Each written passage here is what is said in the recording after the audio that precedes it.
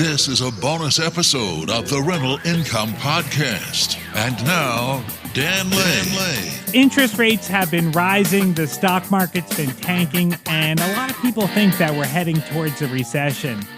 What does that mean for us as rental property investors? Is there anything that we should be doing right now, or is this maybe not even a good time to be investing in real estate? That's what we're going to be talking about on this episode of the podcast. I've actually got 3 different guests lined up today, and it's going to be interesting, I think, to hear their perspective on what they see happening.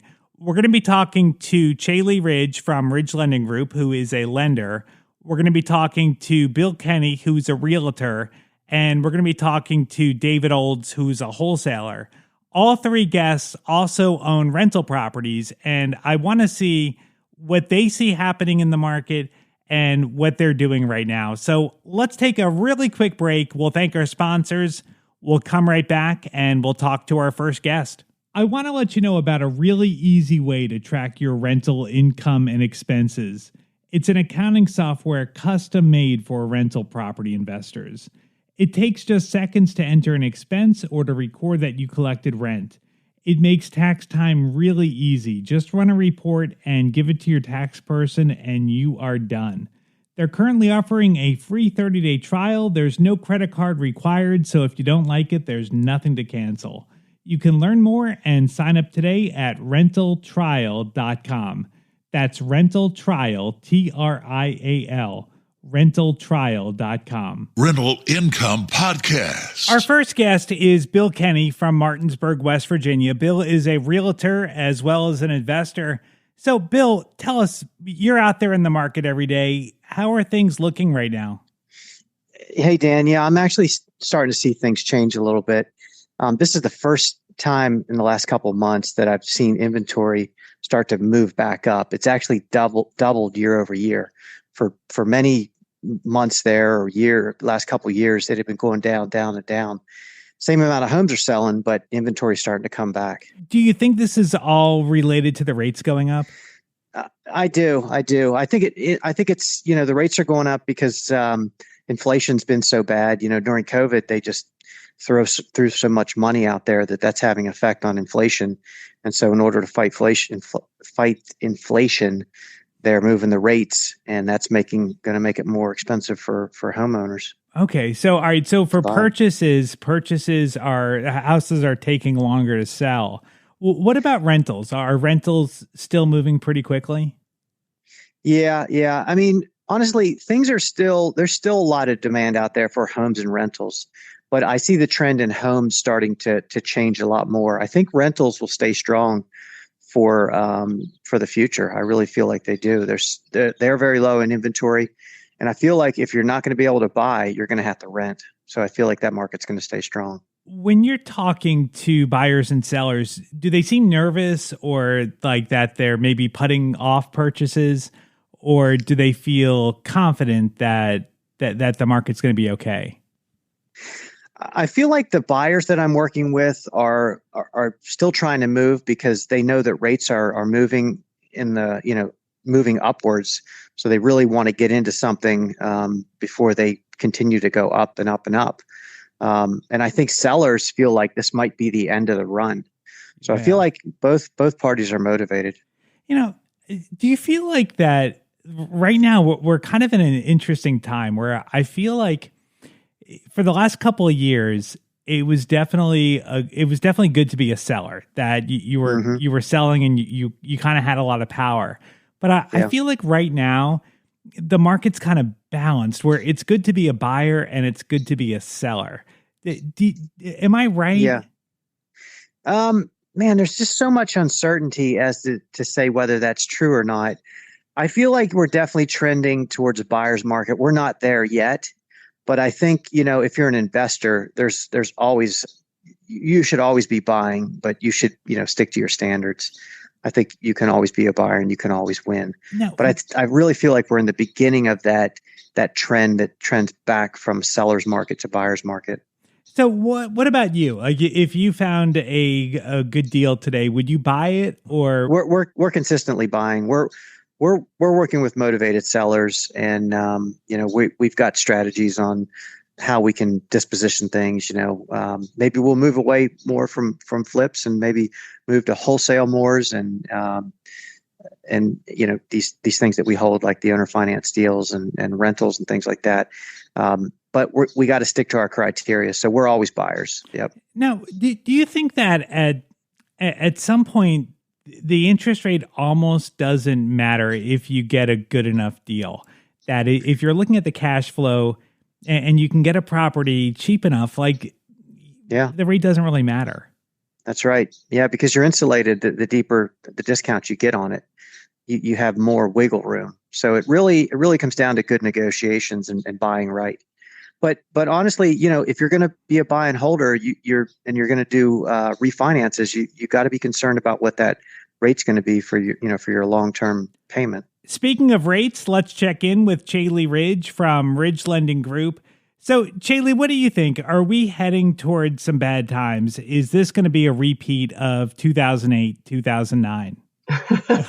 No, I don't think so. The sky is not falling as far as I can tell. Everybody that's in real estate knows, or even if you don't, I'll share with you. Like any investment, gang, real estate is cyclical. This is just the next cycle. We've been riding pretty high. Interest rates have been low for a long time. I think that while we all try to prepare for when it actually happens, people tend to freak out, I guess. And certainly the news outlets are going to sell more newspapers by, making it as dire as possible. Rates are going to continue to increase, I think, at least through the summer months. I think that for those that are paying attention, you saw the Feds raise the Fed fund rate yesterday by 0.75 percentage point, which actually everybody that I've talked to over the last 48 hours are very, very surprised to hear. It improved the bond market. Rates actually improved late yesterday and today as a result. And the reason for that is that the Feds made good on their promise. At all costs, they're going to stamp out inflation. And as a result of keeping that message firm, the bond market rallied, right? We saw some improvements. So I was very pleased for that. But we have not seen the height of inflation yet. I think the summer months are going to spike a little bit more. But my guess is by fall, I hope, we'll see a little bit of a pullback. But guys, remember, interest rates, while they're not irrelevant, they're not as important as a lot of us tend to put on the investment. Please, please, please do yourselves a favor and take the emotion and the psychology out of it. You really have to do the math, and don't just do the math from a simple monthly, cash flow perspective. There's a lot of different variables in real estate. You've got to look at your appreciation of the property, the depreciation you're going to get in the tax basis of real estate. And then finally, you need to be considering and remembering that appreciation is not just the home price. You should be appreciating your rents, monthly rents annually by a very modest 2 or 3%, maybe more. So important to do the math, gang, and keep the diversification of your portfolio top of mind. Single family versus 2 to 4 units, the different markets. Don't put eggs all in one basket. And finally, there's a lot of conversation about the long-term rental or versus the short-term rental. I would say, start looking at a good mix there in balancing out your real estate portfolios. So if we were to get ready for, if prices maybe do come down a little bit, is there anything that we could maybe do right now to prepare? Like, for example, is it too late to maybe take equity out of a property, like to do a cash out refi? Like, have the rates gone up too much to where that doesn't maybe make sense anymore? It's going to be property specific, Dan. It's such a good question. I was just talking about this earlier this week on another Ridge live event that we had. Do the math, guys, just to what I just said. Take the emotion out of it and do the math. If you run the numbers, chances are the interest rate that you're going to secure now on harvesting equity and doing a cash out refinance will be higher than what you have. So what? Does it mean that it increases your payment by $50 a month? Does it mean that it increases it by $250 a month? That may be perfectly fine if in harvesting that equity, what are you going to get in return? You've got to look at it from a financial standpoint. and see what it looks like in black and white in front of you, not from your perceived idea of what a 6.5 or even a 7% interest rate means. The monthly payment difference is probably a lot less than you would expect when you actually do the numbers. So I know you don't have a crystal ball, but you've been in this business for a long time. You've seen multiple cycles. Do you think that there's a huge opportunity, maybe a little bit down the road? Yes, I think that everybody that I talk to agrees that the appreciation of the housing market that we've seen over the last couple of years is not sustainable. Everything that we're seeing right now, everybody, this is a good thing, right? We're going to start seeing that with the rise in interest rates, homeowners, the affordability for someone looking to buy a primary residence is really going to be thwarted a little bit. That's going to leave more inventory for us as investors. The supply and the demand is going to change a little bit. The very staunch seller's market that we've been living under for the last couple of years is going to turn. I think a buyer's market is going to be on the horizon where we've got more opportunity to negotiate price, seller paid closing costs. So I think that if you're going to be getting ready, you want to be getting ready now. I think it's a very good point that you make, Dan. Get ready, because there will be an opportunity in the coming months, right? I would say 3 months, 4 months, 6 months. I don't know exactly when, but if you're primed, right, and you've taken the steps in advance, you'll be able to take advantage of opportunities that others, if they're not ready, won't have access to. Yeah, it'll be interesting to see how this all plays out, because at the end of the day, we have a housing shortage. We just don't have enough houses, and it almost doesn't make sense to me how real estate prices could come down right now. Of course, we don't know what's going to happen in the future, but like, do you feel that prices may not come down? That it's possible? I think that they'll probably ease a little bit, but I don't see any mass exodus from real estate. I think homeowners still want to be homeowners, even with the rise in interest rates. Dual family units are going to be purchasing properties. And remember, we just came out of a very unique time in this generation's history. Apartment living, right on top of each other. People still want to be in homes and have their own unique space. I'm very bullish on real estate. If we do see some dip in prices, I think it's going to be very market specific, and I don't think it's going to be huge. And I also don't see rents going down. Do you? No. In fact, I'm continuing to see them go up. I use 2 or 3% annually, which is probably on the ridiculous low end of where it is right now and where I think it'll continue to be. But if you just plug in that number, 3% appreciation of rents annually, I think that you'll be pleasantly surprised at what it ends up being. All right. Up next is David Olds from Chattanooga, Tennessee. In addition to owning rental properties, David is also a wholesaler. David, why don't we start right there? For anyone that doesn't understand how wholesaling works, can you explain to us what exactly you do?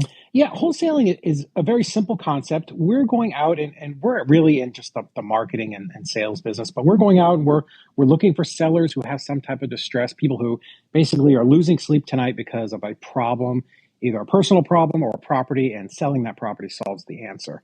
So we'll contract those properties, and then we'll go out and we'll just match up those deals with investor buyers across the country who are, looking for a property where they can add some value, raising the rent, fixing and flipping, doing that type of stuff. So we're that person in the middle, sort of bringing those two people together in a transaction. Awesome. All right. So what are you seeing? Like, have the rates affected the market? We're not seeing a lot of nervousness just yet. Some of the newer investors that haven't been through a full market cycle, they don't know what to expect. They think maybe this is going to just go forever. Sellers, we're just starting to barely see some recognition from some sellers who maybe had their property listed on the MLS and it hasn't sold. And most of them, it's the 500 plus type houses, right? Because a three quarters of a percent, you're starting to affect the bigger, the higher priced properties, right? But changing that interest rate and the affordability. So it hasn't really hit a lot yet. But we'll see where it goes in the next couple months. Where do you see things going? As someone that you've been through cycles before, you've seen this play out. What's your gut feeling on what's going to happen? Yeah, so market cycles are like this for anybody who has not been through one, and I've been through two. So it's a bell curve, right? It goes up and it goes down, up and down. And first of all, you never know where you're at in the cycle. History and statistics looking backwards always tell us exactly where you are on a particular day. But the best way to think about it is as that bell curve starts to shift down and the market slows down, and I don't want to say recession because I don't think we're going to go into a full-blown big recession, but what happens is sellers still think their house is worth the top of the market, right? They still have that, that it's like they're on the highway going 100 miles an hour, so they still feel like that's where their value is. Buyers understand because they're very attuned to the market, because real estate investors, this is what we do, so they watch it very closely. So they'll get nervous a little bit faster, and they'll want to project and buy properties cheaper than maybe they were buying them a month ago, 2 months ago, 90 days. So what happens, you get into just this little bit of a free fall area where until the sellers come to terms and accept that, the house is not overinflated in price anymore and it's going to come back down into reality, it just, the deals will tighten up a little bit. And, a danger for wholesalers is that they're contracting prices the same way they did 90 days ago, but buyers are looking 6 months into the future, right? So maybe something that you would have contracted at 200 and sold to an investor on a wholesale deal at 220. Now that investor wants it at 190, so you need to be contracting it at say 170 or 165, something like that. So that's just the, from an investor's point of view, from a wholesaler like us, that's what we're preparing for now, and making sure that we're not, like a year ago, you could offer, to the top of whatever your offer range was. And because the market was so hot, well, that is just shifting a little bit now. Would you feel comfortable buying a rental right now? Always buy rentals. Never stop buying rentals. You never buy rentals for equity. You buy rentals for cash flow. So if you're buying a property and you know that you're going to have positive cash flow, whatever your number is, right? Everybody's risk tolerance is different. I bought tons of rentals 15 years ago at $200 a month, but maybe you're 400, 500, whatever it is, whatever your criteria is, still buy. I mean, keep buying for sure, because you're never going to be able to time the market. It's never going to happen. Nobody in stocks or in Bitcoin or any of these crypto, nothing. Like nobody can ever project when the market is, but you're buying for cash flow. And over time, real estate, the values are going to go up. So if you can find a deal and it fits your buy box, I would say definitely buy it, because one thing that will happen if we do get into any type of downturn and people stop buying houses, well, what are they going to do? They're going to rent. Rents almost never go down.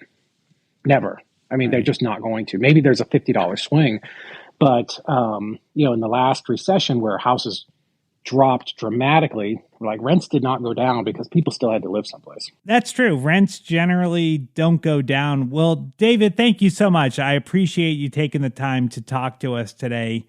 So what about me? Would I buy a rental property in this environment of higher interest rates? And my answer is yes. I would buy a rental property today. I just know that I'm going to have to offer a little bit less to get to my monthly cash flow amount. And it's really as simple as that I have a certain dollar amount that I want to make per month per door. And how I get there doesn't really matter too much. I just need to make sure I hit that number if I'm going to buy the property. So, I think it's healthy to be a little bit paranoid in the short term, but I think to be successful in real estate, you got to be pretty optimistic long term. And you got to think long term, things are only going to get better. Rents are only going to go up, and values of properties are only going to go up. So you may have some fluctuations in the short term, but when you look over 10, 20, 30 years, any property you buy today in a good market is going to be worth way more in the future. And that's really what I'm going for. Well, thank you so much. I appreciate you taking the time to check out this bonus episode. I hope it was helpful to you. I'll be back with a regular interview on Tuesday. My name is Dan Lane, and this has been the Rental Income Podcast.